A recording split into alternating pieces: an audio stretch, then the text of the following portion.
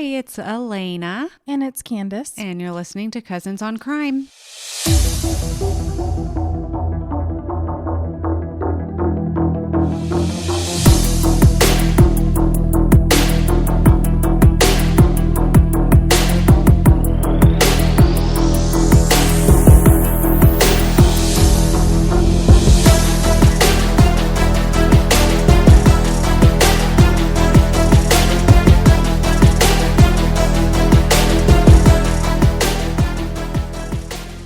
Sam. Yes, Sam is here with us. And you're listening to Clicking on Crime. There's a lot going on today. Oh, okay. Maybe we got it quiet in here. How are you, Lena? I'm good. Thank you for meeting with me. Thank you for having me over. Yeah. I know I kind of invited myself, but... Well, you're welcome anytime. I know. You're just lucky that I cleaned my house. Yeah. Yeah. Well, I mean... You're lucky I took for a the shower most part today, so we're clean all the way around. Yeah.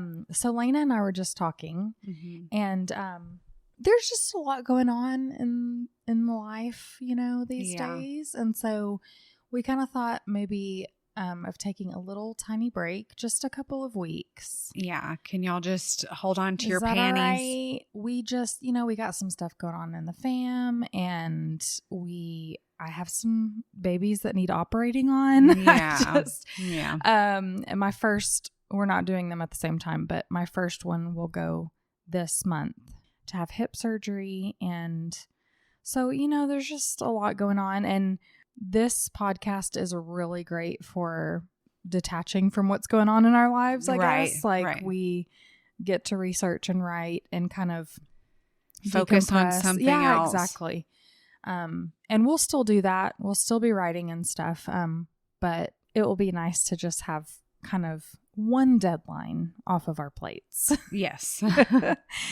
For just a couple of weeks. But what you should do, though, is follow our show wherever you listen, whether it's Spotify or Apple Music or Apple Podcasts. And we'll be back in like 2 weeks. And follow us on Instagram. Yes. Cousins on Crime Podcast. We'll post updates there too. Yeah. And we'll say hi to y'all just so that. Yeah, we'll say hi. And we'll be like, oh, you know what? We actually need one more week. Maybe. Hopefully not. But thanks for giving us some grace during this time. Bearing with us. Yes. We love doing this show for you. And we just need a minute. Yeah. A minute. But yeah, so. Yeah, we'll be recuperated and ready to go. Yeah, we'll be so fresh. Yeah. Maybe during that time we can kind of take a hot yoga class and unwind. I need to stretch out. Unwind. Unwind. Yeah, unwind. Yeah. It's a word. A word now.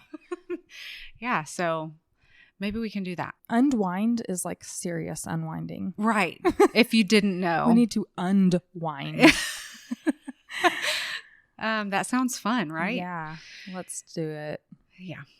Well, what you got for us? Well, first of all, I really have to kind of put a plug in about something. Plug. Have you ever heard of the movie The Ark and the Darkness? It's new. No, I have not. Okay, so it's new. It's in theaters now. I don't know how long it's going to be there. It's set up like a documentary. Chris and I went to go watch it with some friends last night, and that's why I'm talking about it. But it talks about Noah's Ark and the global flood. Ooh. And I know a lot of people look at Bible stories and they look at it as some mystical, mythical story. Yeah. But these experts in the film corroborate the biblical story and with scripture and scientific findings. And so it's very thought-provoking and very interesting to listen to, even if you're not a believer. And I would love to watch that because I watched a documentary called Genesis one time. Okay. And it was like all scientists that were talking about, like they did talk about the flood and stuff and great rock formations. Yes. And they were like, this proves, that there was a great flood and stuff like that. So I would love to watch that. That sounds interesting. Yeah. So even if you're not a believer in Christ or the Bible, it makes you think, and it gives a new light on our history and where the world came from. And anyway, yeah, it's pretty cool. Yeah, a new perspective. Yeah. And just because I wanted to throw that out there, just because every week we talk about all these cases that have like evil things happening. And I believe that in the world today, we just have a battle of good and evil. We're going through it right now. Yeah. Too. So yes. Yeah, we know that all too well. Yeah. It's more than ever. And so I just want to be on the good side of things. And the more we know, the more we grow. So right. The more you know. Bring. You know that, what was it, Reading Rainbow? Oh, yeah. Or something. The star that shoots across with the rainbow. The more you know. Yeah. Yeah. The more you know. So, yeah, I just encourage you to go watch The Ark and The Darkness and let me know what you think about it. Yeah, let us know.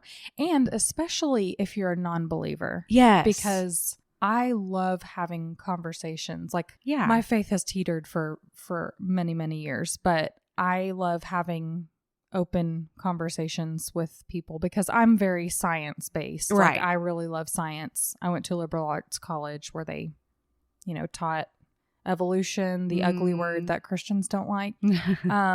But I love hearing other people's perspectives too. So right. And I would be. Yeah. I love the biblical stance and I love scientific facts. So yeah.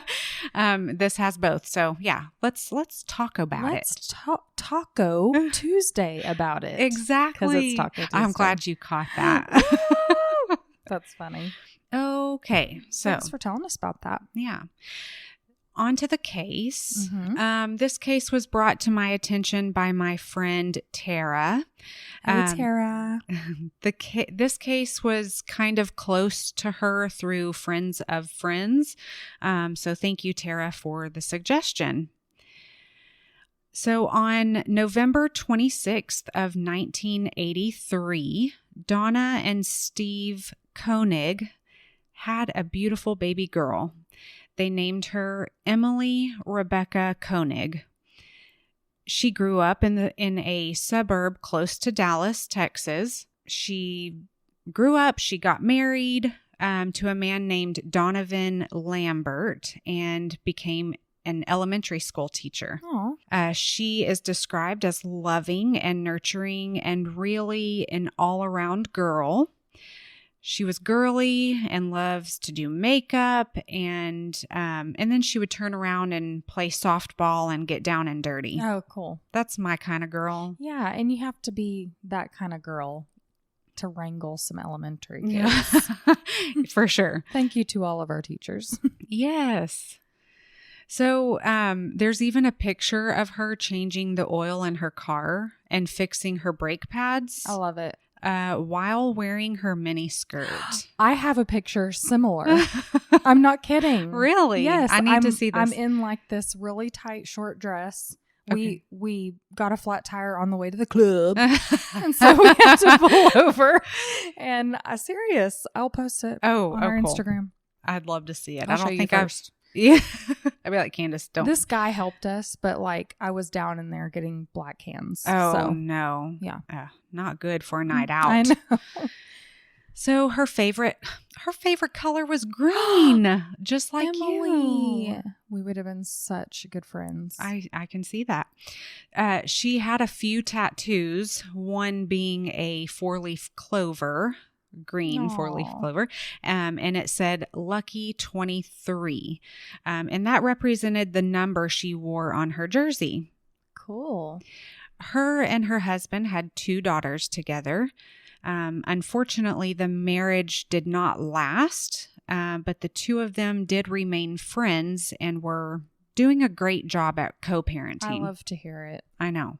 She even posted on social media a post thanking him for the kind of dad he was.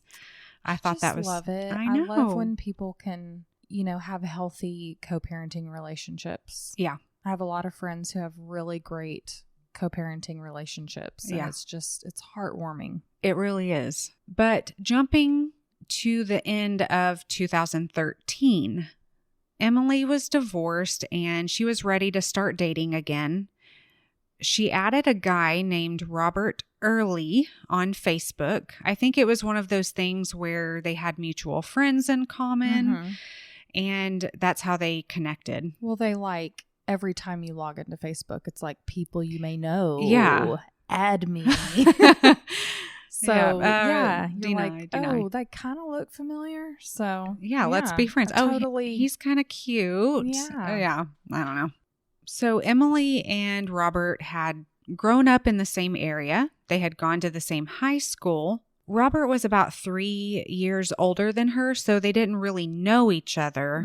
But they probably saw each other, like at the watering hole. Maybe. Is that what the kids call it these days? Anyway, they decided to meet up at a bonfire party, and they really hit it off. March of 2014, about 4 months of dating, Robert was living in Carlsbad, New Mexico. He was doing work on an oil rig. Oh, okay. Emily decided to go to Carlsbad to see Robert and spend the weekend there. Fun times. Yeah, road trip. She called her parents on Saturday just to check in, and she was having fun. She seemed really happy. Well, Emily's mom, she talks about how the next morning, that Sunday, March 2nd, just after she got out of church, she got a text from Robert. It said, "This is Robert, call me." I don't like that at all. No. And I bet her mother didn't either. She didn't. She's like, okay, I'm calling him now. Yeah. So she called him as soon as she read the message, and he told her that Emily was missing. What? Yeah. How can you go from having fun? I know. It's a great weekend to, she's missing. Her parents, along with her 2 young daughters that her parents were watching for Emily, immediately loaded up the car and headed to New Mexico. I'll say. Yeah, they were going to go find her. I mean, can you imagine what's going through their minds? This trip is a little over 7 hours of driving. And I always think about stuff like that. Yeah. Like, what's going through their minds? They have 7 hours to be like, replaying. What do you think they're doing? Maybe on the phone the whole entire time? Calling people? Yeah, maybe. And trying to piece things together? Maybe. I mean, yeah, their minds racing. They thought things like someone has her and is holding her hostage, or maybe one of the cartel gangs has her. Ooh. Because the cartel is... I didn't think of that, but yeah. It's kind of prevalent in that area. So news traveled fast. I'm assuming the calls that you talked about, maybe her parents were calling people. So friends and family were doing their part by posting on social media and calling businesses in Carlsbad, asking them to post pictures in their windows of Emily to get the word out and, be on the lookout for Emily. That morning, Robert also called the police and reported that Emily was missing. His words to the dispatcher were, "My girlfriend left last night and she hasn't made it back to the hotel." Okay. He continued saying, "I talked to her parents and ex-husband and nobody's heard from her." And he says she was pretty intoxicated. The detectives talked about how this was a high crime area. This is a huge area for the oil and gas fields, and the men that they hire don't get background checks, and some of them have criminal history. Yeah. Well, the big oil rig tycoons probably don't care much about where they've been, what they've been up Just to. make me my money. Exactly. I'm sure there's great people that work for the oil field, but so they're thinking, was she kidnapped? Is she hurt somewhere and can't get away? And they're probably in and out of town frequently. There's probably a lot of turnover too. Yeah, you're right.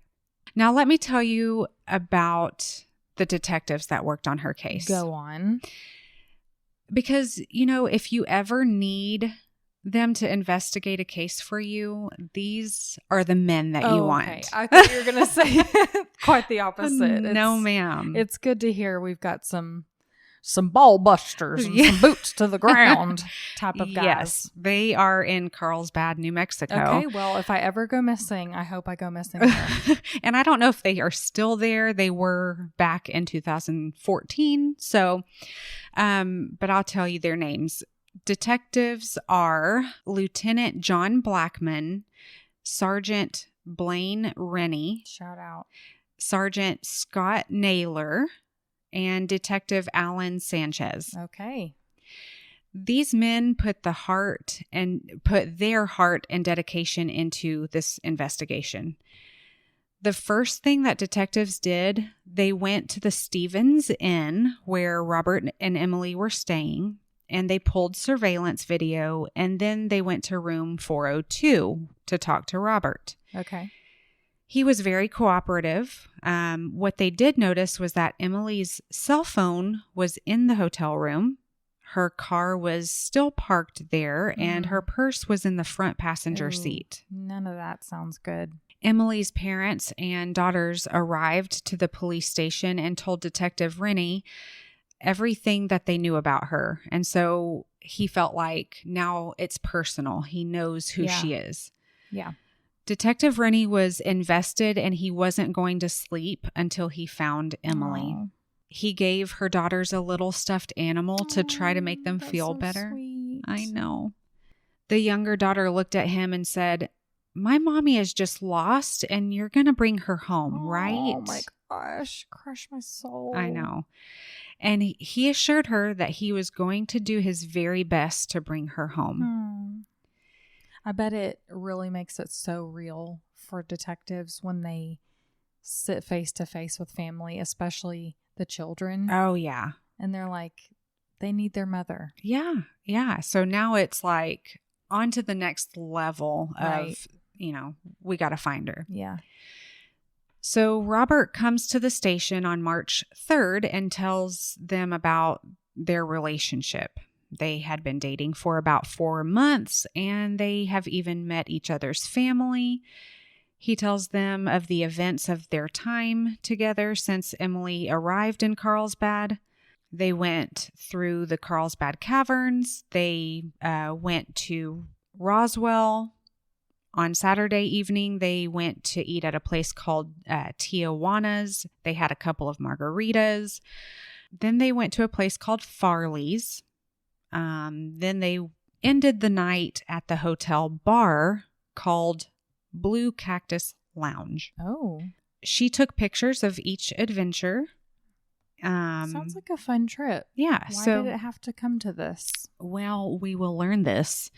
A witness at the bar tells about how the bar was pretty packed. It's one of the only bars in the area, in this desert area.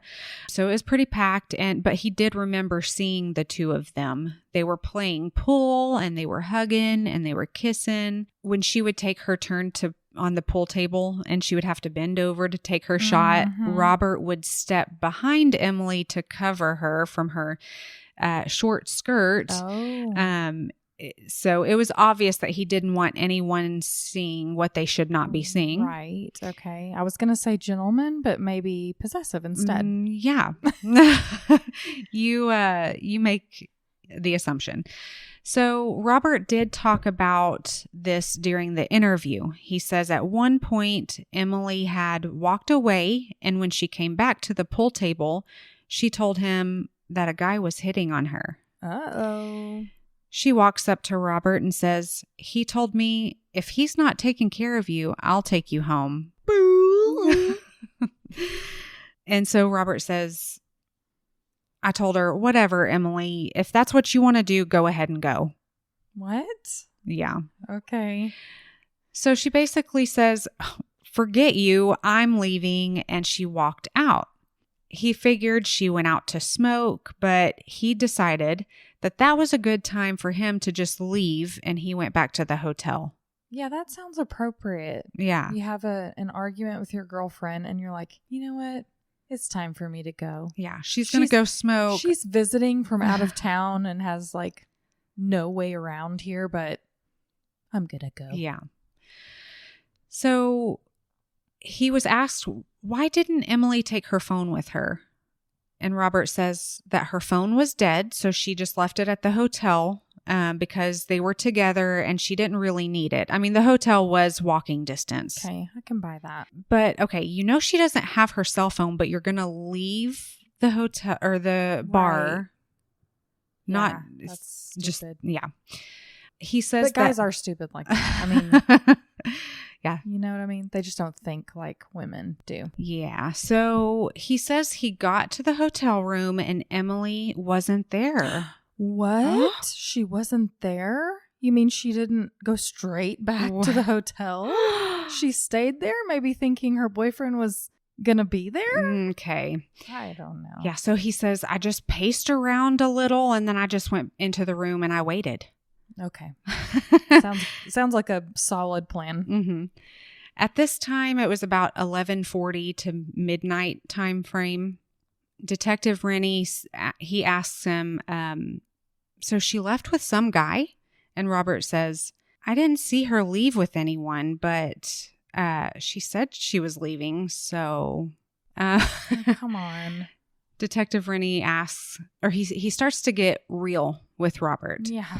He says, you just don't look like the kind of guy that just lets your girlfriend leave with some random guy. Right. He tells Robert, out of all the witnesses there, no one saw her leave with someone else. And Robert says, let me ask you a question. I filed the missing person report. Why am I getting grilled so hard? Is everything okay? I cannot. Detective says, well, you were the last person to see her alive. Does that answer your question? What? So he thought, okay, I get a pass because I filed the missing person report. Yeah. He's thinking, oh, I'm going to look like I love this detective. Does that answer your question? So Robert just hangs his head and he shakes his head in understanding. So detective gets up and he walks out. And when he comes back, he basically asks, is it possible that someone saw y'all arguing? And Robert says he was trying to keep their argument as discreet as possible. Uh-huh. Mm-hmm. Yeah. Well, in fact, a witness did come forward and said that he did witness them arguing, and Robert was pointing his finger in Emily's face. Discreet. And he was being very forceful with her. I believe this. At this point, Robert he starts pleading his case. I'm not a violent person. And he says, I don't get in fights, and my friends will tell you I'm a good guy. However, Robert's ex-wife and his ex-girlfriend, they had something different to say. I bet they did. They both said that he had a violent nature. On March 4th, Robert came in. He had agreed to a polygraph. He was asked basically the same question a few different ways. You know, do you know where Emily is kind of questions. Mm-hmm. Right at the end, the test was barely over and they're like, well, you failed. The ink's not even dry, but we can tell you. Jeez. He throws his head back. How? And he's like, well, let's take it again. I want to take it again. And that doesn't work like that. I've got a prior engagement. Gotta go. So detectives question him again. Do you know where she's at? They knew he was lying. Yeah. Robert says, all right, look. When I realized she left, I went driving around to see if I could find her, and I never did. All right, we're on to story number 2. Wow, that's profound. Thank you for that additional piece of information. Why are you just now telling? What? And also, yeah. I mean, this is nothing earth-shattering. Like, this is stupid. Yeah. He says, but I know she had to have gotten into a white extended cab truck. What?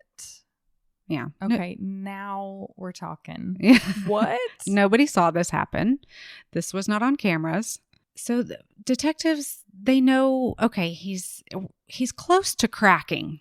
Yeah. We got to keep going. Detective Rennie tells him either an accident happened or I'm dealing with a monster here. And he's like, I'm not a monster. And Detective Rennie says, well, convince me of that. So he's speaking to his pathology now and his ego. So the fragile shell does start to crack a little more. Now Robert has another version of what happened. He says he saw Emily get into the vehicle with someone else. So he followed them. Now he did see where they were going. Why didn't he just say that in the first place when they asked if she left with someone else? I don't know. Okay. Anyway, he Maybe sees them. He follows them. Yeah, he's following. What else? So he follows them and he pulls into a driveway of a house or something. Okay. He got out of the car to confront them, and the guy gets out of his truck and he comes at him with a pipe. Right. But Emily jumped in front of him, and the guy ended up whacking Emily in the head. Oh, no. He says, the guy was still coming after me, so I ran, I got in my truck, and I left. Wow. What a harrowing tale. Detective Rennie asks him, was Emily bleeding? And he says, well, it looked like there was blood. No, nonchalant. Yeah, looked like there was. This is your girlfriend, man. He sounds really tore up about this. So Robert agreed to show them where the house was, where he had this altercation. It was about 3 miles from the highway, and they pulled up to this old, run-down, abandoned house. They parked at the start of the driveway and told Robert to stay in the vehicle. And I'm telling you, these detectives... You want them on your case. Yeah. They had the expertise and the wherewithal to know that they should not drive in the dirt driveway. Is brill. Totally brill. Yeah, because they did not want to ruin any evidence of tire tracks or footprints. So they start walking, and lo and behold, there were tire tracks. Lieutenant Blackman followed the tracks around to the back of an old worn down barn. At the end of those tracks, in the grass, lay Emily's lifeless body. Oh my gosh, I was not expecting that. Yeah. At all. I know. He knew it was her by her tattoos and that he had heard about or saw pictures of. She was only wearing a bra and was lying face down. Oh my gosh. Detective Rennie walks back to the truck and tells Robert, we found Emily and she's deceased. And he says, really? What? And gave no emotion as he stood there smoking a cigarette. Yeah, really? You found her? Huh. So once back at the station, Detective Sanchez steps in to try to close the case, close the confession, you know. Detective Rennie's like, they told him, look, you take a break. It was personal to him. Yeah. And so Detective Sanchez goes in there, and his tactic was to build a rapport and show understanding to Robert. He's like, I know how these things can happen. I'm not married for a reason, you know, because relationships can be hard. Yeah, women be crazy. So Robert, he kind of softens up. He's like, oh, okay, he understands. He sits with his head down and he asks, am I ever going to see my daughter again? He says, I really need a cigarette. And after that, I'll tell you everything. So Detective Sanchez, he agrees. He sneaks a recorder into his pocket as they go outside. And he's like behind him trying to tuck it in, make sure it's turned on, the play button's going. And so he gets outside. He didn't want to take the risk of Robert confessing outside and then changing his story back in the interrogation room. So they get outside. Robert lights up the cigarette. He takes a puff. And this is when the shell breaks. Mm. He says, I kicked her in the face with my steel-toed boot. And he says, you kicked her in the face? He says, yeah, I thought it knocked her out. He says they were arguing about the guy at the bar that said he wanted to take her home. So everything that he said that happened at the bar seemed to be true. Mm-hmm. Now he says when Emily left the bar, she did go to the room. When he got to the room, she was packing up her things. She told him that she was leaving and they were done. And she was trying to leave and drive home, and he was trying to stop her. Was this before he kicked her in the face? This was before when he got to the room. Yeah. So she's trying to pack up her stuff. She says she's leaving. So this is after he's being forceful with her at the bar. Mm-hmm. So she's like, no, I'm not putting up with that. Mm-hmm. I'm leaving. Of course, she was drunk too. So we know alcohol kind of heightens your emotions. Mm-hmm. So he's trying to stop her. He's like, you can't drive. This is his story. You can't drive. You're drunk. Like, I care about you. Yeah. You can't drive. So I care about you so much. I'm going to kick you in the face. Yeah. Well, so that's when he gets physical with her. She bit him. Oh. And he punched the wall and then he kicked her. When he saw that she was still moving, he kicked her in the face again. He said she was knocked out and breathing funny. His solution was to put her in his car and drive her to the abandoned house. When they got to the house, she started waking up. He grabbed an air pump that was in his truck and he whacked her with it. This is spiraling out of control. Yeah. I mean... Yeah. This did not need to happen. No. At any point, you could have stopped. Right. He hit her with it a couple times in the head. Then he wrapped a rope around her neck and closed the passenger door on the other end of the rope.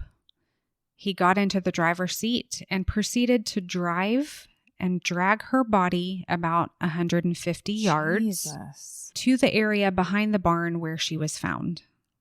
Oh.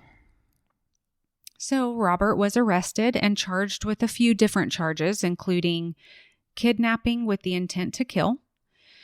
He pleaded not guilty to first-degree murder and the other charges. In court, a voicemail was played for the jury. During the altercation, Robert had put his phone in his pocket and apparently butt-dialed Emily's number. And it left a recording on her voicemail. Oh my gosh. It was Emily crying and telling Robert, "Never again, get away from me." Oh, that's chilling. Mm-hmm. Oh my. After a 3-week trial at the Eddy County Courthouse, the jury of 5 men and 7 women deliberated only a few hours. They declared unanimously that Robert Early was guilty of first-degree murder. God. He was also guilty of kidnapping and tampering with evidence. Slap him with the charges. Yes, ma'am.